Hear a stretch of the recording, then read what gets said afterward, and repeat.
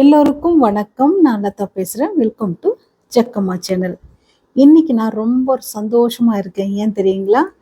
என்னுடைய கனவு நிறைவேறியது. நான் மாடி தோட்டம் வைக்கணுன்றது ரொம்ப நாளாக என்னுடைய கனவாக இருந்தது.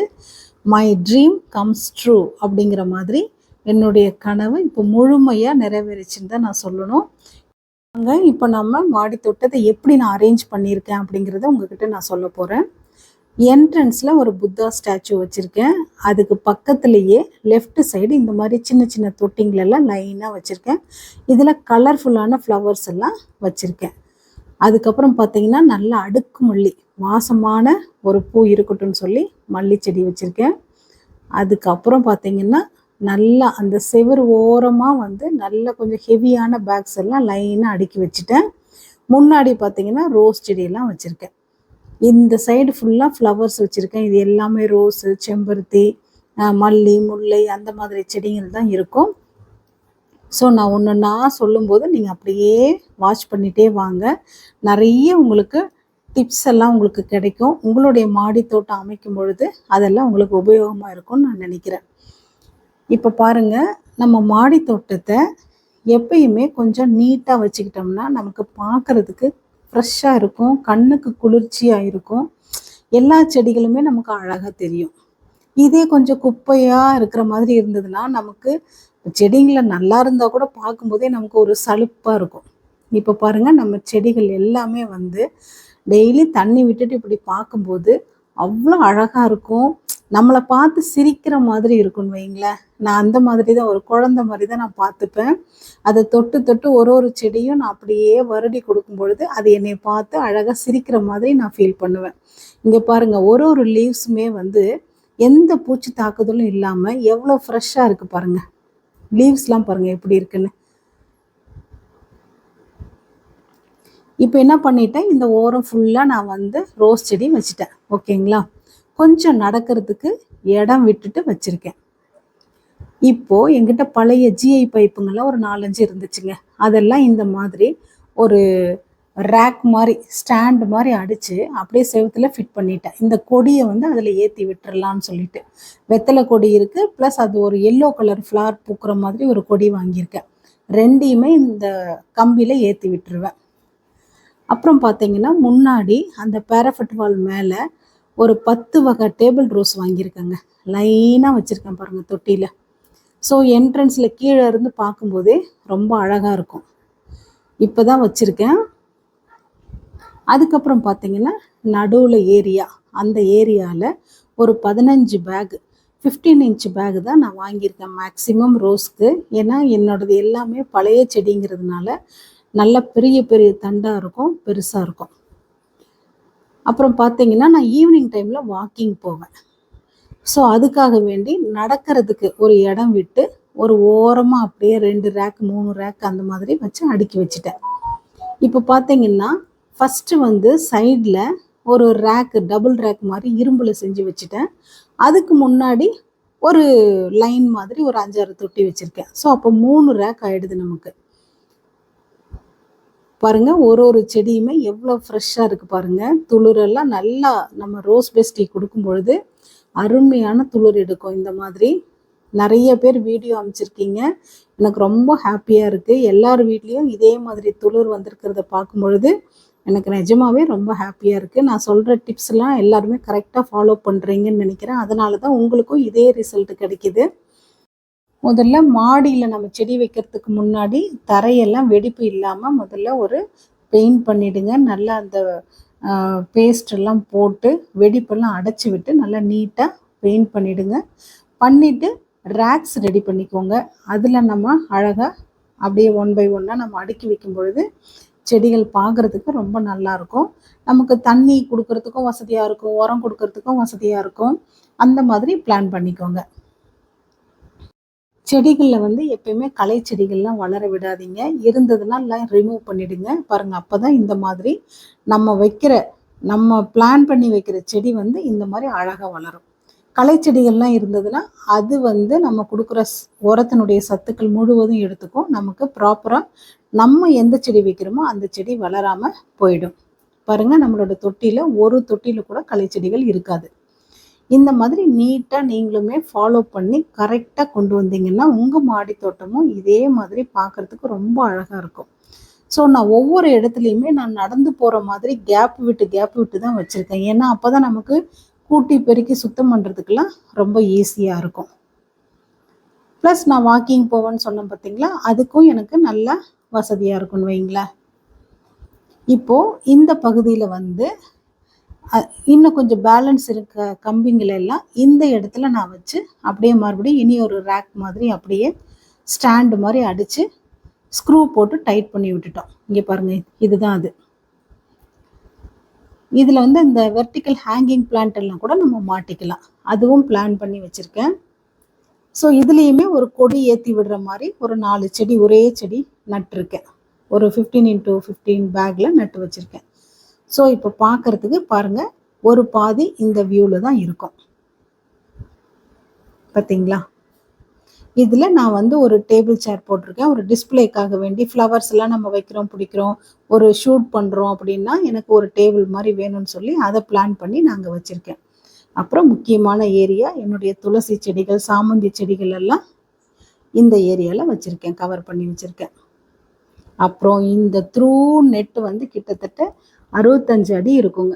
அது ஃபுல்லாக லைனாக 3 அடுக்கில் நான் வந்து செடி வச்சுருக்கேன். எல்லாம் ரோஸு, செம்பருத்தி அந்த மாதிரி மாறி மாறி இருக்கும். இங்கே வந்து அதே போல் ஒரு வயலட் கலர் கொடியில் ஒரு பூ பூக்கிற செடிங்க இது. அதை வந்து இந்த கார்னரில் வச்சுருக்கேன். பன்னீர் ரோஸ்லாம் இப்படி கொத்து கொத்தாக பூத்துருக்கு பாருங்கள். ஸோ நம்ம இந்த மாதிரி நல்லா நடக்கிறதுக்கும் இடம் விட்டு, க்ளீன் பண்ணுறதுக்கும் இடம் விட்டு தள்ளி தள்ளி வைக்கும் பொழுது நமக்கு பார்க்குறதுக்கும் நல்லாயிருக்கும், அதே சமயம் நம்ம சுத்தமாக வச்சுக்கிறதுக்கும் நமக்கு உதவியாக இருக்கும். ஸோ இது மாதிரி நீங்கள் உங்களுக்கு எந்த இடம் இருக்கோ அந்த இடத்துல இந்த மாதிரி டிப்ஸை ஃபாலோ பண்ணி நீங்கள் பிளான் பண்ணி அடுக்கி வச்சுக்கோங்க. ஓகேங்களா? வந்து எப்பயுமே அழகுபடுத்துறது ரொம்ப பிடிக்கும். வீடு நீட்டாக வச்சுக்கணும், எந்த ஒரு இடமா இருந்தாலே அந்த இடத்த சுத்தப்படுத்தி நீட்டாக வச்சுக்கணும் அப்படிங்கிறது எனக்கு சின்னதுலேருந்து என்னுடைய பழக்கம். ஸோ முடிஞ்ச வரைக்கும் என்னுடைய மாடி தோட்டத்தை அழகாக வச்சுக்கணும் அப்படிங்கிறதுல நான் ரொம்ப கான்சன்ட்ரேஷன் வச்சுருந்தேன். ஸோ இந்த மாதிரியெல்லாம் நம்ம செடி வைக்கணும், ஒரு மாடி தோட்டம் அமைக்கணுன்றது என்னுடைய நீண்ட நாள கனவாக இருந்தது. இன்றைக்கி வந்து அது முழுமையாக நிறைவேறிடுச்சு. எனக்கு ரொம்ப ரொம்ப ஹாப்பியாக இருக்குது. எனக்கு என்ன சொல்கிறதுங்க, ஒரு ₹1,00,00,000 ப்ரைஸ் விழுந்தால் கூட நான் இந்த அளவுக்கு நான் ஹாப்பியாக இருந்திருக்க மாட்டேன். அந்த அளவுக்கு சந்தோஷமாக இருக்குது. ஏன்னா எனக்கு அந்த செடிகள் வளர்த்துறது ரொம்ப பிடிக்கும். அதே போல் பார்த்திங்கன்னா, நம்ம செடி வளர்த்துறதுனால ஸ்ட்ரெஸ்ஸு நமக்கு ரிலீஃப் ஆகும் அப்படின்னு சொல்லி சொல்கிறோம். அது வந்து நமக்கு டெம்பரேச்சர் மாதிரி அளவெல்லாம் எடுத்து நமக்கு பார்க்க முடியாது, காமிக்க முடியாது. அது எப்படி நமக்கு வெளிப்படும்னா, நம்மளுடைய ஹேபிட்டு, அதே போல் நம்மளுடைய நடத்தை, நம்மளுடைய பேச்சு, ஒரு கான்ஃபிடென்ஸு, புரியுதுங்களா? இதுலெல்லாம் நமக்கு ஒரு சேஞ்ச் கிடைக்கும். ஏன்னா ஒரு விஷயத்த நம்ம வெற்றிகரமாக செய்கிறோம், அது நம்ம செய்யறதுனால அது வந்து ஒரு வளர்ச்சி அடையுதுன்னும் போது நம்மளறியாமையே ஒரு தெம்பு நமக்குள்ளே பிறக்கும். புரியுதுங்களா? அதுதான் நான் சொல்கிறேன், நமக்கு வந்து ஒரு ஸ்ட்ரெஸ் பஸ்டராக இருக்கும் மாடி தோட்டம் வைக்கிறதுன்னு சொல்லி. இங்கே பாருங்கள், இது வந்து தொட்டி மேலே கடப்பாக்கல் போட்டு வச்சுருந்தோம், வாட்டர் டேங்க் இது. அந்த கடப்பாக்கல் எல்லாம் வெயிலில் வந்து ஒரு மாதிரி ஃபேடான மாதிரி இருந்துச்சு, எனக்கு அது பிடிக்கவே இல்லை. அப்போ என்ன பண்ணேன்னா, கிராஸ் இருக்கு இல்லையா பிளாஸ்டிக்கில், அதை வாங்கி அளவு எடுத்து கொடுத்து அதை ஆர்டர் பண்ணி வாங்கி இது மேலே போட்டு 2 கொக்கை நிற்க வச்சுட்டேன். பார்க்குறதுக்கு எவ்வளோ அழகாக இருக்குது பாருங்கள். ஸோ நம்ம ஃப்ளவர்ஸ்லாம் வச்சு கூட நம்ம இங்கே ஷூட் பண்ணும்போது ரொம்ப அழகாக இருக்கும். பார்த்தீங்களா? இந்த செடி பாருங்கள் எவ்வளோ அடர்த்தியாக வந்திருக்கு பாருங்கள், எவ்வளோ மொட்டு வந்திருக்கு பாருங்கள். இதுக்கு எல்லா காரணம் என்னுடைய ரோஸ் பெஸ்டியும், என்னுடைய ஃபெர்டிலைசர்ஸ், லிக்விட் ஃபெர்டிலைசர்ஸ், என்னுடைய ஃபாலோ அப்பு தான் இதுக்கு ரொம்ப முக்கியங்க. இங்கே பாருங்கள் எத்தனை வெள்ளை கலர் ரோஸ் மொட்டு பூத்துருக்குன்னு சொல்லிட்டு. இப்போ நான் என்ன பண்ணேன்னா, இந்த லென்த் ஃபுல்லாகவே வைக்கும் பொழுது நான் இதில் செடிங்கள்லாம் கூட லைனாக அடுக்கி வைக்கலான்னு ஒரு பிளான் பண்ணியிருக்கிறேன். இது வந்து 7 days ரோஸு. இது வந்து வருஷம் ஃபுல்லாகவே நமக்கு பூ கிடச்சிட்டு இருக்கும். இந்த கார்னரில் ஒரு பிளாஸ்டிக் பவுலில் தண்ணி நிரப்பி அதில் இது மணி பிளான்ட்டு அதில் கொடி மாதிரி வச்சு ஏற்றி விட்டுருக்கேன். இந்த செம்பருத்தி பாருங்கள் கலர் சின்ன செடியாக வாங்கிட்டு வந்து நம்ம வீட்டுக்கு வந்து வளர்ந்து இவ்வளோ பெரிய செடியாக வளர்ந்து மொட்டு கொடுத்துருக்கு. அப்புறம் ஒரு ரெட் கலர் செம்பருத்தி எங்கே வைக்கிறதுன்னு தெரியல. இன்னொரு தொட்டி இருந்தது. தூக்குடா அந்த செம்பருத்தியை அப்படின்னு சொல்லி தூக்கி அது மேலே வச்சுட்டேன். ஸோ அங்கேருந்து பார்க்கும்போது அவ்வளோ அழகாக இருக்குது அந்த செடி பார்க்குறதுக்கு. அந்த இடம் ஆப்டாக பொருந்தி இருக்குது அதுக்கு.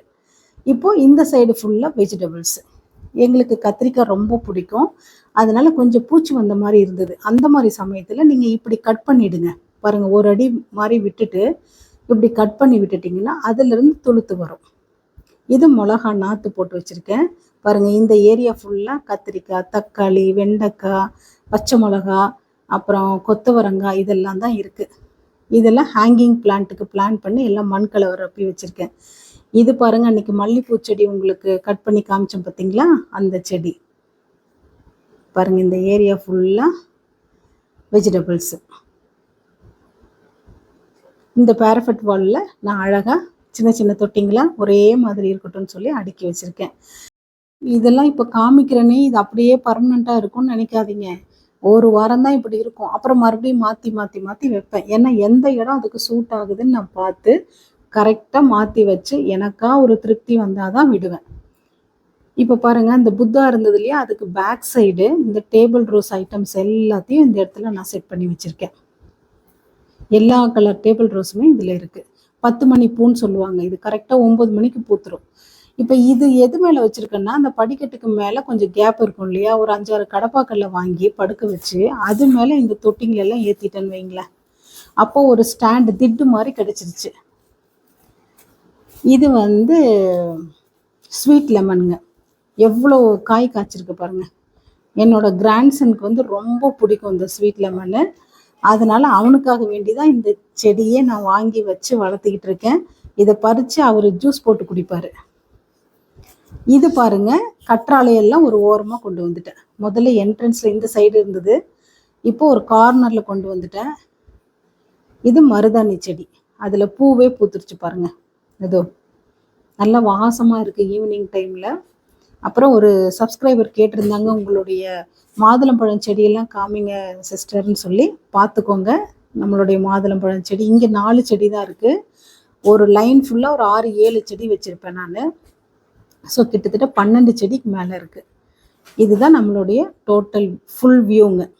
அதாவது அந்த கார்னரில் ஹைட்டாக இருக்கணும்னு சொல்லி டேங்க் வச்சுட்டு இது முழுவதுமே பிளான்ஸ் அரேஞ்ச் பண்ணியிருக்கேன். இப்போ என்ன ஆச்சுன்னா, இந்த பேர்ட் நெட்டு வந்து டோட்டல் மாடிக்குமே போட்டிருக்கேன் நான். ஏன்னா மயில் நிறையா வருதுன்னு சொல்லுவேன் இல்லையா, அதுக்காக வேண்டி இது ஃபுல்லாகவே பேர்ட் நெட் போட்டு கவர் பண்ணிட்டேன். ஸோ இந்த ஒரு செடியிலையும் நான் பார்த்து கை வச்சாதான் எதுவுமே, வேறு யாரும் வந்து கை வைக்க மாட்டாங்க, எந்த டிஸ்டர்பன்ஸும் இருக்காது. ஸோ எல்லா செடியிலையுமே ஒரு சின்ன சின்ன மாறுதல் இருந்தாலையும் என்னால் ஈஸியாக கண்டுபிடிக்க முடியும். ஏன்னா நான் அந்த அளவுக்கு அந்த செடிகளை நேசிக்கிறேன், அதில் வர்ற ஒரு விஷயங்களையும் ரசிக்கிறேன். அதனால் எனக்கு அந்த மாறுதலில் ஈஸியாக நான் கண்டுபிடிச்சிருவேன். பாருங்கள், இதுதான் நம்மளுடைய மாடி தோட்டத்தினுடைய முழு வியூ. அப்படியே எடுத்துகிட்டு இருக்கேன் பாருங்கள். கிட்டத்தட்ட 1800 ஸ்கொயர் ஃபீட்டுக்கு நான் மாடி தோட்டம் வச்சுருக்கேன். மேலே ஃபுல்லாக ப்ராப்பராக நான் கிரில் போட்டு ஷேட் நெட் போட்டேன்.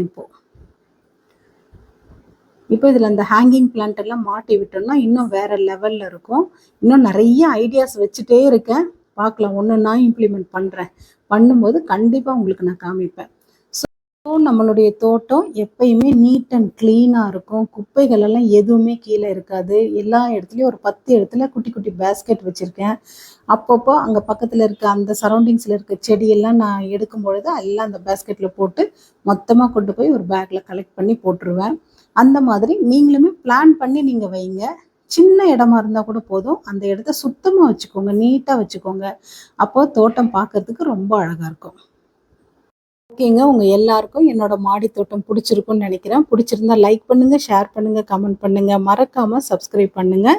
உங்கள் ஃப்ரெண்ட்ஸ் அண்ட் ஃபேமிலி மெம்பர்ஸ்க்கு ஷேர் பண்ணி விடுங்க. அதே போல் ரோஸ் பெஸ்டி நிறைய பேர் வாங்கி யூஸ் பண்ணி பார்த்துட்டு ரிசல்ட் ரொம்ப நல்லாயிருக்குன்னு எனக்கு கமெண்ட் பண்ணியிருக்கீங்க. வீடியோஸ் கொஞ்சம் பேர் அமைச்சிருக்கீங்க. எல்லாருக்கும் தேங்க்ஸ். யாருக்காவது ரோஸ் பெஸ்டி வேணும்னா ஸ்க்ரீனில் தெரிகிற நம்பருக்கு வாட்ஸ்அப் பண்ணி நீங்கள் பர்ச்சேஸ் பண்ணிக்கோங்க. இந்த மாதிரி தான் நல்லா கொத்து கொத்தாக பூ பூக்கும், நல்ல துளிர் வைக்கும். என்ன சொல்கிறதுங்க, பிளைண்ட் ஷூட்டே எதுவுமே வராது. அதுபோல் அதே மாதிரி நிறைய மண்புழுக்கள் வந்து உருவாகும். இங்கே வந்து தனியாக மண்புழு உரம் வாங்கி செடிங்களுக்கு போடணும் அப்படிங்கிற அவசியமே இருக்காது. புழுக்கள் நிறைய இருக்கிறதுனால மண் நல்லா லூஸாக இருக்கும். காற்றோட்டம் வந்து செடியினுடைய வேருக்கு ஈஸியாக கிடைக்கும். அதனால் செடியினுடைய வளர்ச்சி ரொம்பவே நல்லாயிருக்கும். ஓகேங்க, கூடிய சீக்கிரம் இன்னொரு வீடியோவில் உங்களை நான் மீட் பண்ணுறேன். Until then bye from Latha.